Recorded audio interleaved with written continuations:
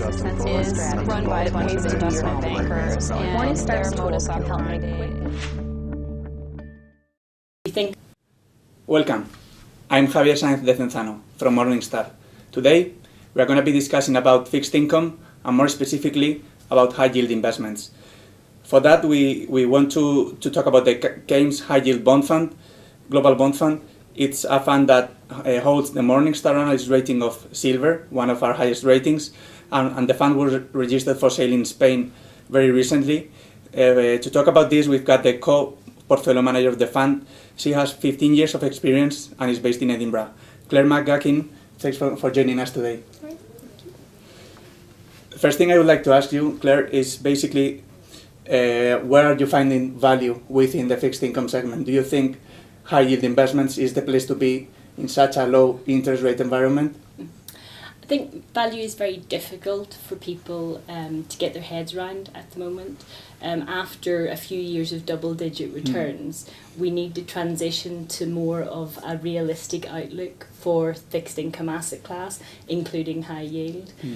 Given where valuations are at the moment and overall yields and capital prices for bonds, it's very difficult, if not impossible mathematically, to deliver those double-digit returns. So we're encouraging people to think of high yield as an income asset class at this point, with the ability to deliver coupon-like returns with a little bit of alpha.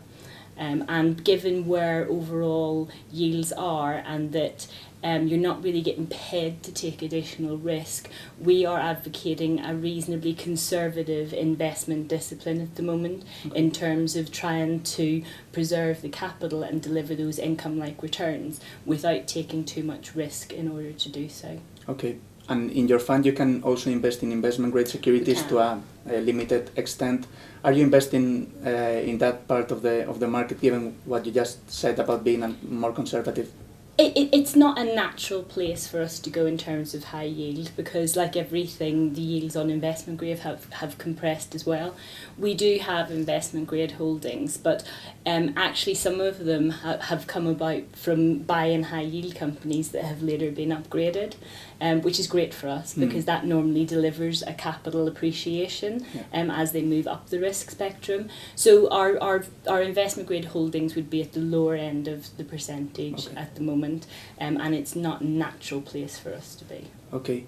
I'm thinking about the portfolio exposure from a government versus corporate. Are you finding more value on corporate bonds or government bonds at the moment? Well, our fund is primarily corporate bonds, obviously. We view ourselves as a stock selection fund. We run a reasonably concentrated fund with maybe 125 positions versus an index that has 3,000 bonds. So we're very much bottom-up stock selection, looking for companies that we believe in and that we're getting paid appropriately for the risk of.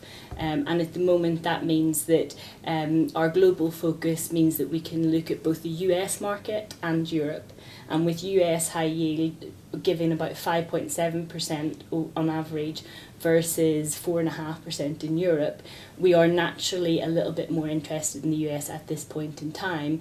But because it's a global fund, we have the ability to look across markets and select the companies that we believe in the right geographic location. And how about emerging markets as part of your investment universe? We view emerging markets as having a little bit different and additional risks to assess. The additional risks on top of our normal corporate assessment would be language, corporate governance, local laws, and the likelihood that your security could be enforced. So we don't see true EM as a natural part of our portfolio. We think of ourselves more as developed EM. If we believe that the underlying corporate is more important than the sovereign risk, then we'll think about it. But in general, we're not deeply into emerging market corporates at this point in time because of those additional risks that need to be assessed. Okay, great. Thanks, Claire, for your time. It's been really interesting to have you here. Thank you. And thank you all for watching. You can follow us on our Facebook and Twitter accounts. Goodbye. Investment is run by a bunch of investment bankers, and their modus operandi.